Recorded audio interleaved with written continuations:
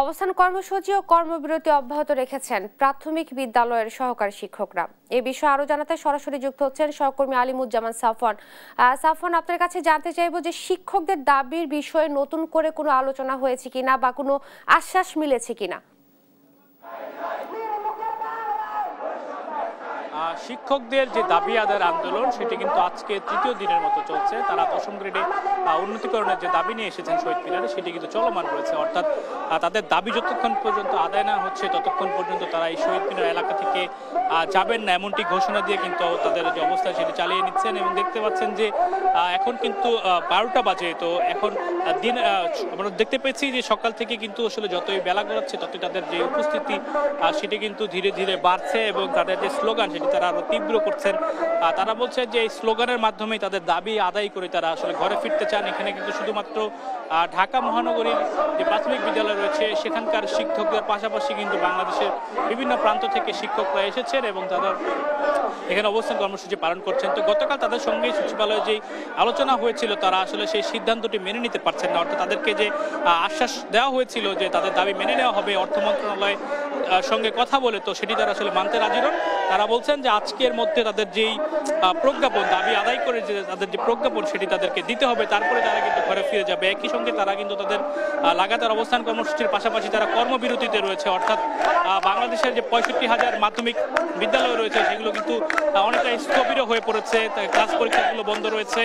তারা তাদের দাবি আদায়ে কিন্তু রাজপথে নেমে এসেছেন এবং সেটি না নিয়ে আদায় না করে তারা কিন্তু ঘরে ফিরবেন না, এমনটি কিন্তু তারা দাবি করছেন। তো সর্বশেষ যে আপডেট আমরা যেটি পেয়েছি যে আজকে বিকেল 5টা নাগাদ আরেকটি বৈঠক হওয়ার কথা রয়েছে সচিবালয়ে। অর্থ সচিব সেখানে উপস্থিত থাকবেন এবং শিক্ষা মন্ত্রণালয় থেকে অর্থ সচিবের কাছে সেই দাবিগুলো পেশ করবেন এবং সেখানে একটি আলোচনা হওয়ার কথা রয়েছে। এখন পর্যন্ত আমরা কিন্তু এমনটি জানতে পেরেছি। তো আমরা একটু কথা বলতে চাই একজনের সঙ্গে। মূলত গতকাল সচিবালয়ে একটি আলোচনা হয়েছিল আপনাদের নিয়ে।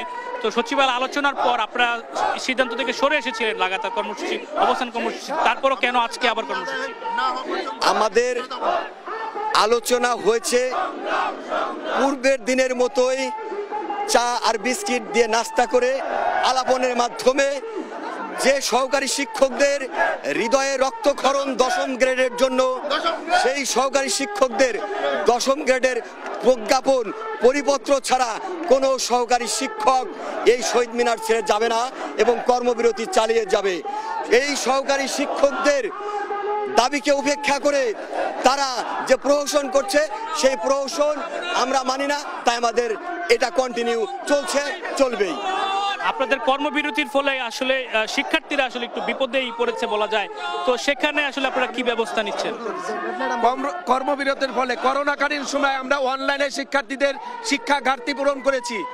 আমরা হোম ভিজিট করে শিক্ষার্থীদের করোনার সময় আমরা 1.5 বছর শিক্ষার্থীদের শিক্ষণ মান উন্নয়ন করেছি। এখন আমাদের 2টা দিনে কি শিক্ষার্থীদের ক্ষতি হয়েছে আমরা সেটা শুক্র শনি চালিয়ে যাব। আমাদের দাবি মেনে নিলে আমরা সেটা শুক্র শনি চালিয়ে আমাদের শিক্ষার্থীদের ঘাটতি পূরণ করে দেবো ইনশাল্লাহ।